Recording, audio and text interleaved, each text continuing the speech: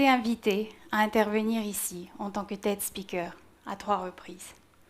La première fois, j'ai dit non, parce que je n'avais pas assez de temps pour me préparer. La deuxième fois, je leur ai dit que j'étais trop occupée. Enfin, la troisième fois, j'ai dit oui, lorsque j'ai réalisé que quand j'avais dit que j'étais trop occupée, j'avais menti. La vérité, c'est qu'après 13 ans à l'étranger, 4 continents, un master à Oxford, un mariage, un divorce et 8 emplois, j'étais terrifiée à l'idée de revenir ici pour partager mon histoire avec vous. Mais pourquoi avais-je si peur? Pourquoi pensais-je au pire? Et pourquoi avais-je l'impression de m'aventurer sur un territoire aussi tabou? Tabou, c'est un mot fort, un mot d'origine polynésienne qui signifie sacré ou mis à part. Ce qui est tabou ne prend pas en compte nos sentiments, tout comme la vérité, c'est un couteau tranchant ou un pic-brochette. Quand je parle de moi aux gens, je commence souvent mon histoire à l'âge de 17 ans. C'est comme si je voulais oublier ou effacer mon enfance. Et c'était peut-être parfois le cas.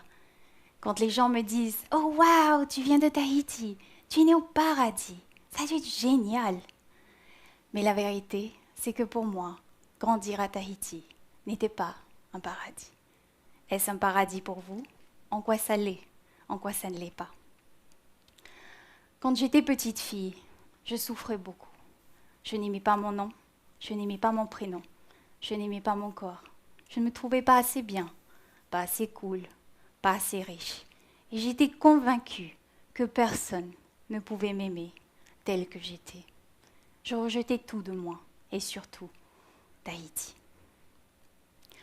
Pour commencer par le début, j'étais un beau bébé, et j'avais les grands yeux bleus de mon père, qui était tout ce que j'avais de lui, car il n'était pas présent durant cette partie de ma vie.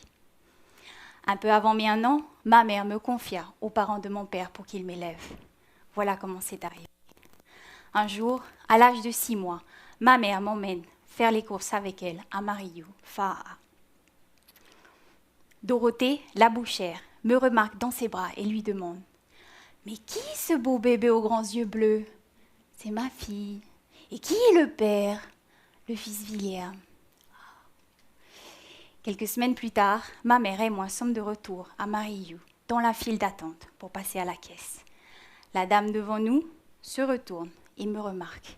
Elle demande « Oh, mais qui est ce beau bébé ?»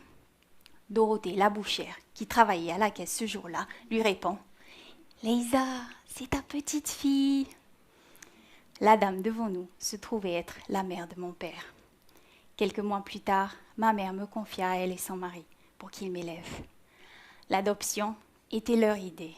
Ils avaient les moyens et une maison. Ma mère avait 19 ans.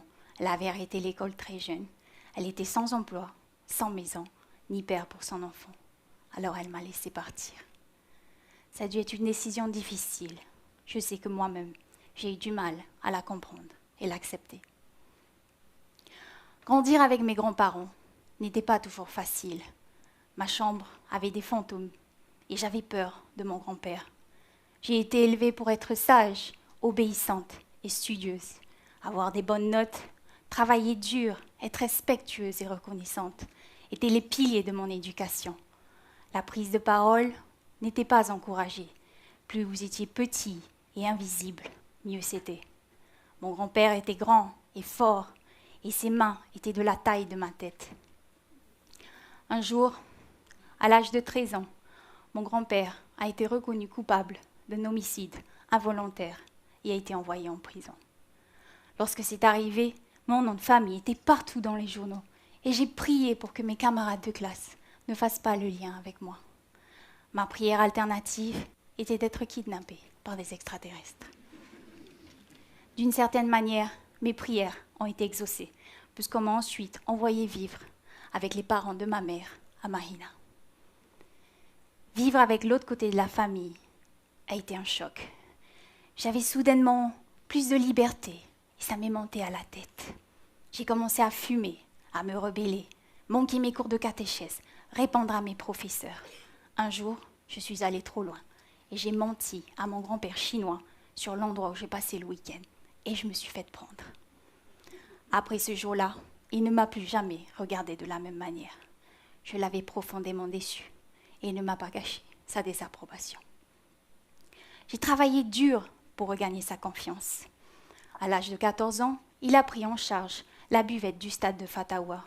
On y travaillait tous les week-ends en famille pour y vendre du soda, des frites et des brochettes de cœur. Et chaque semaine, pendant les périodes de championnat, nous préparions des brochettes de cœur. Des milliers et des milliers de brochettes de cœur. Mon grand-père découpait les cœurs de bœuf en petits morceaux, me les passait et je les enfilais sur un pic-brochette. J'ai tout fait pour l'impressionner en faisant mes brochettes exactement comme il les aimait, en espérant par la suite que mon grand-père m'aimerait encore.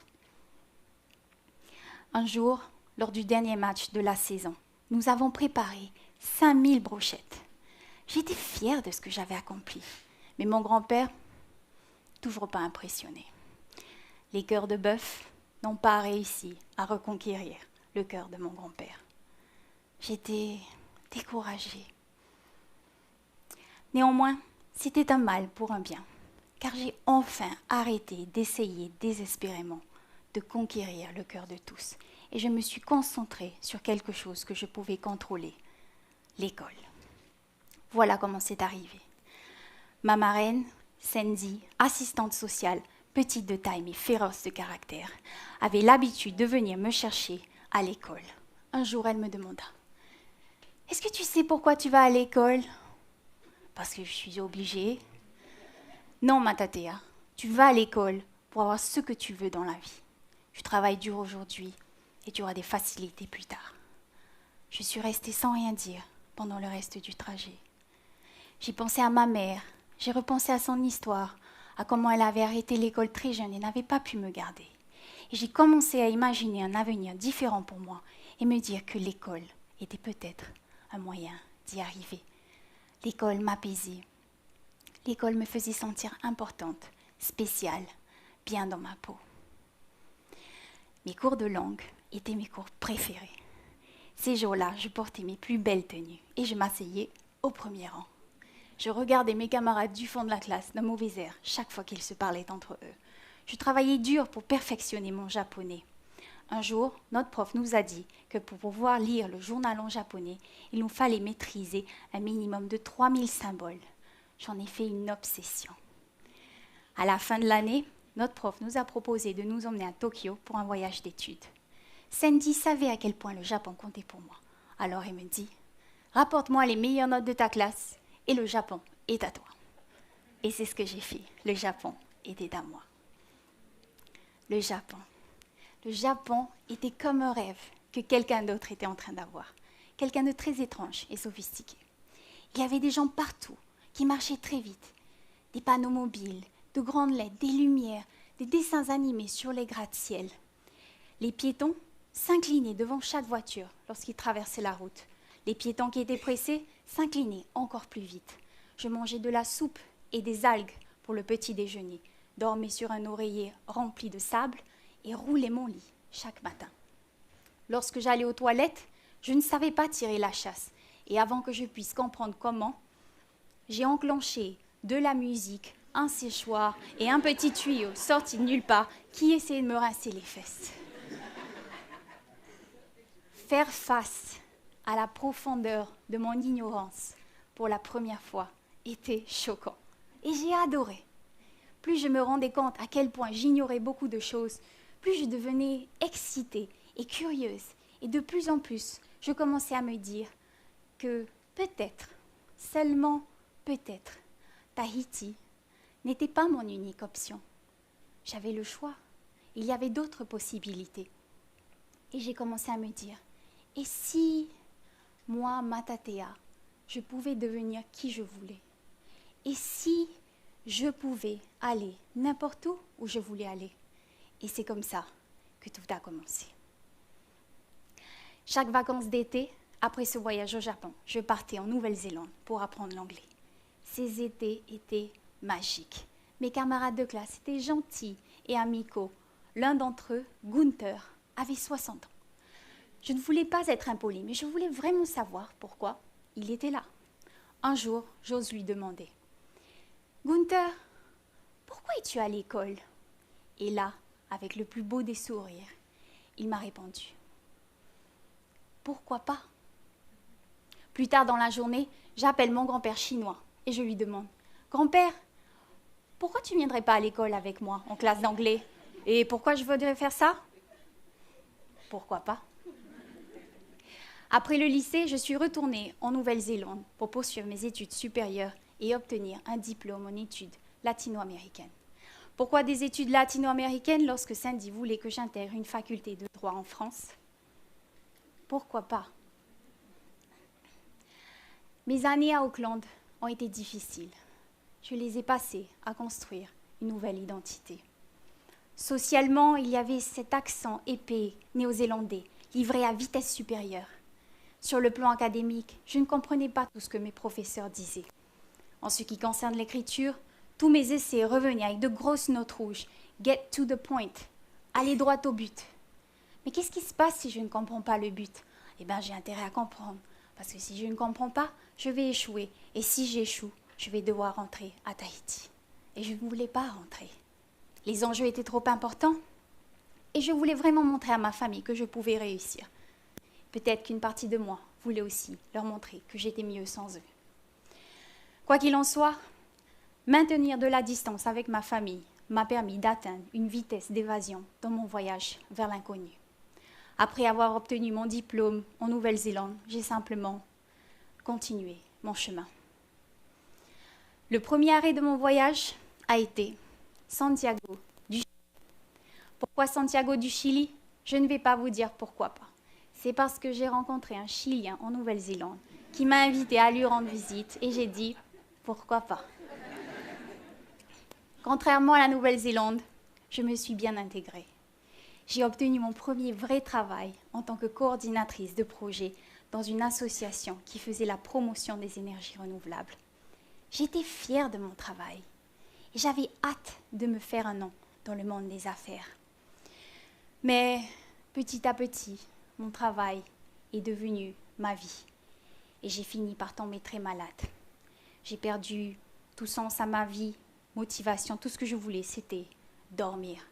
Je ne trouvais plus ma place et je n'étais que confusion. Mais j'étais trop fière et j'avais trop peur pour demander de l'aide. Comment est-ce que ces choses arrivent-elles?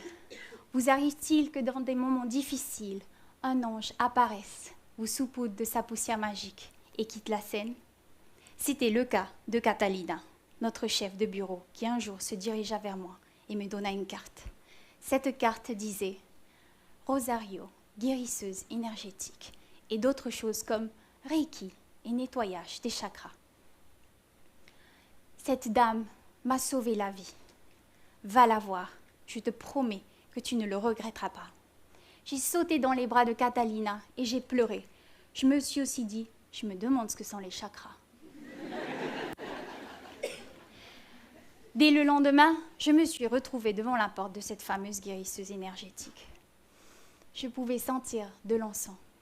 Rosario a ouvert la porte et m'a accueillie avec de loin le plus long câlin que je n'avais jamais reçu d'un étranger. Rosario avait de longs cheveux bouclés et de grands yeux bleus. Rosario était originaire du Pérou. La décoration du studio était dépouillée. Il y avait simplement un lit et une table. Je me suis sentie à l'aise tout de suite. Elle a pris ma main et m'a demandé « Dis-moi, Mijita, comment est-ce que je peux t'aider ?» Je suis triste et je me sens seule. Je ne sais pas pourquoi. Rosario me demanda de m'allonger sur le dos, fermer mes yeux et simplement respirer.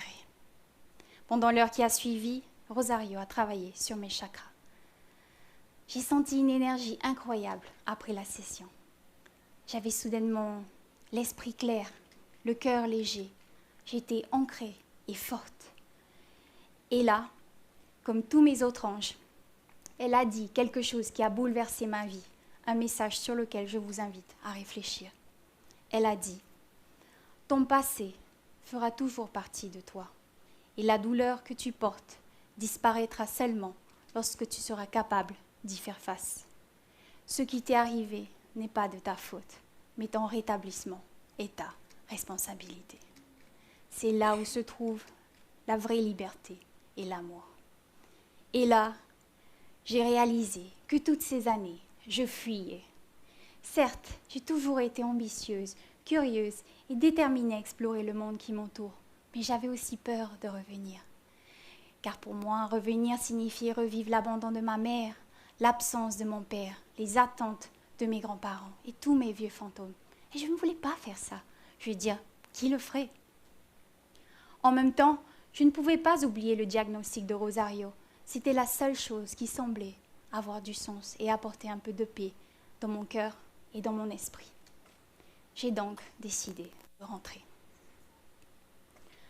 Tout comme mon départ vers l'extérieur, mon retour n'a pas été une simple ligne droite et il se poursuit jusqu'à aujourd'hui. Il y a eu beaucoup d'allers-retours, de conversations difficiles, de voyages intérieurs et extérieurs, de moments de confusion et de clarté. Et surtout, ce TEDx qui brise tous mes tabous.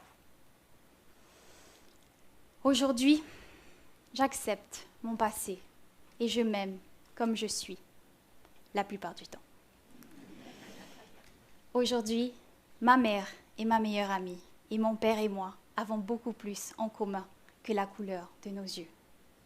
Pour mes grands-parents, tout ce que je ressens, c'est un amour inconditionnel, une gratitude éternelle et énormément de compassion. J'ai la chance d'appeler Tahiti et la Californie, mais chez moi, et ni l'un ni l'autre n'est un paradis. Lorsque j'ai peur, je sais que c'est là où je dois aller. Aussi difficile que ça a été de faire ce talk, la liberté, l'amour et la joie que j'ai trouvées en dehors de ma zone de confort, dans mes voyages vers l'inconnu et mes expériences de vie, sont des choses que je vous souhaite d'avoir. C'est là où se trouve le vrai paradis. Je voudrais remercier mes anges, Sandy, Catalina, Gunther et bien d'autres. Et en remerciant les miens, je vous invite à vous remémorer des vôtres. Merci.